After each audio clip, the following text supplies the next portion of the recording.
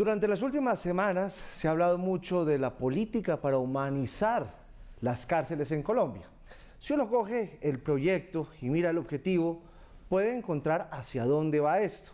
Fíjense, en el objetivo, que es el artículo primero, dice que esta ley tiene como principal objetivo el marco normativo institucional en materia penal y reformar algunas cosas para adaptarlo a la Constitución y a las mínimas que incluso están exigiendo las Naciones Unidas. ¿Eso qué quiere decir? Que hay algo que no está funcionando bien. Vamos a hacer claridad. ¿Qué es lo que tiene este proyecto y qué es lo que busca? Señor ministro, gracias por recibirnos en su despacho, ministro de Justicia Néstor Osuna. Buenos días, mucho gusto. Bueno, señor ministro, ¿de dónde surge esta idea de hacer esta reforma? ¿Cuál es el objetivo? Mire, hay varios asuntos que nos han llamado la atención para llevar a proponer esta reforma.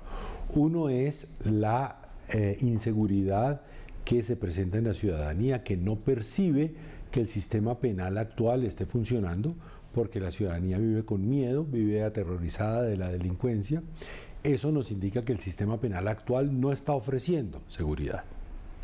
Otra situación es el terrible hacinamiento penitenciario que tenemos, con una sobrepoblación de unas 40.000 personas, y necesitaríamos 40.000 cupos adicionales ya para que en las cárceles hubiera un cupo por cada persona privada de libertad, pero también el carácter nocivo que están teniendo las penas largas de privación de libertad, que no resocializan, que no están cumpliendo con ninguna función más allá de la simple vindicativa de ofrecer un castigo duro y cruel.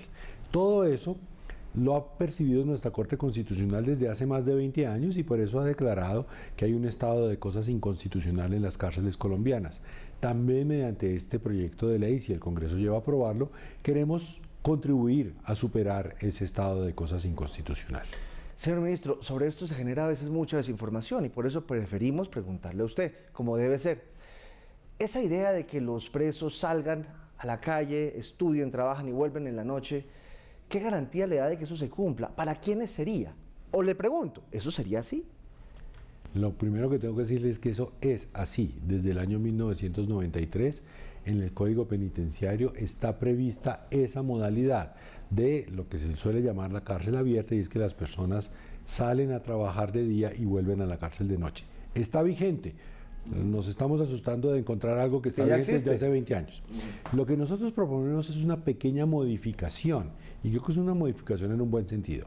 Hoy en día se dice que esa modalidad de cárcel está vigente para quienes hayan cumplido las 4/5 partes de la pena. Nuestra propuesta prefiere graduar eso y decir, para las personas que han cometido delitos muy graves como violencia sexual contra menores de edad, no hay ese beneficio. Ah, es más dura. Para ellos. Para otros lo bajamos de las 4/5 partes al 60%.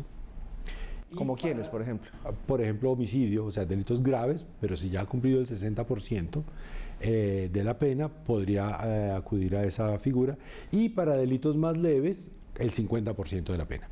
Entonces, es una modificación, pero la figura realmente no es nueva. Básicamente para que la cárcel se queden los peligrosos, básicamente. No, y de todas maneras es después de que se ha pagado la mitad o el 60% de la pena de cárcel. Entonces piense usted lo siguiente, una persona es condenada a 20 años de cárcel por un delito grave. Después de que ha pasado 12 años privado de libertad, si nuestro proyecto funciona bien a lo largo de esos 12 años, alguna experiencia exitosa de resocialización ha debido tener. Por ejemplo, terminó su bachillerato, hizo alguna experiencia, aprendió algún oficio, allí dentro de la cárcel. Incluso pudo trabajar dentro de la cárcel. Bueno, después de esos 12 años, después del 60%, el tiempo que le queda, podría salir a trabajar el día y volver a la cárcel por la tarde, y volver a la cárcel y pasar los fines de semana en la cárcel. ¿Eso qué finalidad tiene? Irlo preparando para cuando salga de la cárcel, que tenga un empleo. Ir restableciendo su conexión con la sociedad.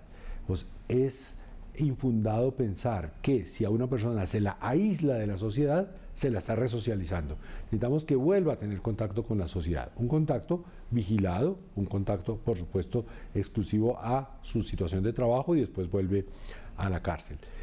al tener una remuneración por ese trabajo, pues va a comenzar también a restablecer sus lazos familiares. Esos lazos se rompen muchas veces porque la familia se va separando, se va distanciando de una persona que está en la cárcel, que lo único que le pide es colaboración económica, pero a quien casi nunca ve. Entonces se van rompiendo esos lazos, con eso se pueden ir restableciendo, pero sobre todo la persona va adquiriendo de nuevo el hábito de trabajar para cuando salga ya definitivamente de la cárcel. Esa es la idea de esa modificación de esa norma, que realmente es una pequeña modificación dentro del proyecto de ley que tiene cosas mucho más ambiciosas y más importantes que esa.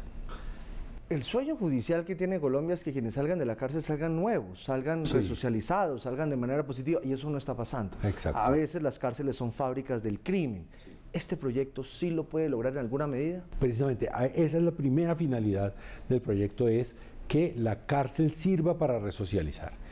Nuestra convicción, que está basada en evidencias, es que las penas demasiado largas no sirven para resocializar. Y por lo tanto necesitamos unas penas, que no es que van a ser baratas, no, pero que no sean tan largas. Y por otro lado, que la pena de prisión tiene que venir acompañada de ejercicios de resocialización dentro de la cárcel. Esos ejercicios de resocialización son principalmente educación, trabajo y también actividades culturales o deportivas. De eso algo hay, pero tenemos que masificarlo y tenemos que profundizarlo muchísimo. Dicho eso, nosotros no estamos proponiendo una rebaja de penas, no. Simplemente sí reducimos los máximos del de 60 años a 50 años, es la propuesta que hacemos, porque 60 años consideramos que es una cadena perpetua camuflada. Prácticamente. Pero lo que sí ofrecemos es que una vez que la persona ha sido condenada, si va desarrollando experiencias exitosas de resocialización y si repara a la víctima, el tiempo de privación efectiva de libertad pueda disminuir. Es decir, su pena de 20 años, si reparó a la víctima, se le rebajan unos meses. Si aprendió un oficio, se le rebajan unos meses también.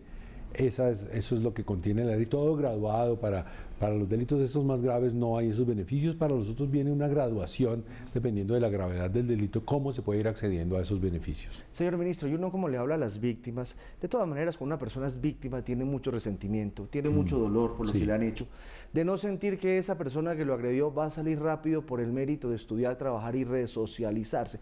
¿Qué se le puede decir a las víctimas para que entiendan que este puede ser un camino positivo para la sociedad? Bien, lo primero que hay que tener es la evidencia de que el derecho penal actual olvidó a las víctimas. Es decir, una persona que ha sufrido un delito, unas lesiones, una estafa, los parientes de alguien que ha sufrido homicidio, el derecho penal no los tiene en cuenta. El derecho penal se dedica a castigar al agresor. Si logra atraparlo, enjuiciarlo y condenarlo, allá estará. Pero la víctima muy rara vez puede participar y tiene unas opciones muy limitadas de participar. Entonces, aquí, al ofrecer desde la etapa de la investigación unos beneficios penales, es decir, unos beneficios al castigo, siempre y cuando haya una indemnización, una reparación suficiente a la víctima, pues estamos teniendo mucho más en cuenta a las víctimas. También incluso después de la condena se podría reparar a las víctimas. Pero además hay algo que me parece muy importante, y es que las personas tememos encontrarnos en la calle con alguien que ha estado en la cárcel, porque la evidencia nos indica que quien ha estado en la cárcel va a ser reincidente, incluso que ha perfeccionado las técnicas para delinquir. Estamos convencidos de que penas un poco más cortas, pero con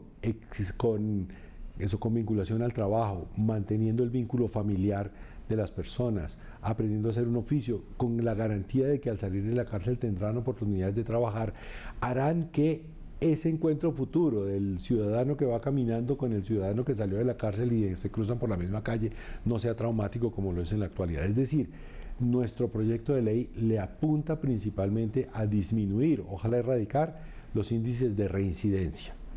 La criminalidad originaria, la de una persona que tiene que robar por hambre o por maldad o por lo que quiera, muy remotamente puede enfrentarse solamente con una política penal. Pero lo que una buena política penal puede hacer sí es disminuir la reincidencia. Y creemos que esta reforma va orientada en ese sentido. Uno cuando ve la justicia mira para el norte y mira a los Estados Unidos, estas cadenas perpetuas de 200, 500 años. ¿Hay ejemplos exitosos de esta propuesta que usted está haciendo, señor ministro? Sí, pero incluso digamos, nuestro sistema penal acusatorio, entre sus fuentes de inspiración, tiene la justicia norteamericana. Es que esa justicia norteamericana, mire, lo que pasa es premial y negocial, son los términos técnicos, pero consiste en que, claro, hay una amenaza de unas penas muy, muy severas, pero la posibilidad de una negociación. No, en los Estados Unidos no está tan tasado en la ley como entre nosotros, sino que hay mucha más, digamos, confianza y discrecionalidad, por lo tanto, del juez. Entonces el juez dice, mire, el juez le va a decir al acusado, usted puede ser condenado a una cadena perpetua, pero si usted indemniza a la víctima, si usted le entrega los bienes fruto del delito al Estado, le vamos a reducir a 10 años. Y si usted, exacto, o sea, y hay una negociación, y hay unos premios. Tanto así que, mire, el 80% de los casos de la justicia norteamericana no van a juicio porque terminan en una negociación en la que se pacta algo entre el juez. Estos casos famosos de la cadena perpetua son cuando no hubo negociación. Claro. Y claro, se lograron unas pruebas muy, muy contundentes. Claro.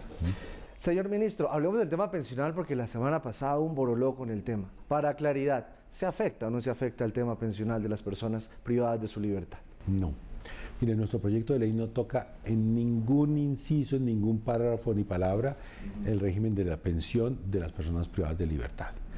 Entonces tendría que decirle, si una persona que ha cotizado ya 1.300 semanas, pero aún no tiene la edad, la condenan por alguna razón y pasa una temporada en la cárcel, pues el día que cumple los 62 años, si es hombre, o 57 si es mujer, comienza a cobrar su pensión. Es decir, el régimen pensional no se afecta por estar privado de libertad.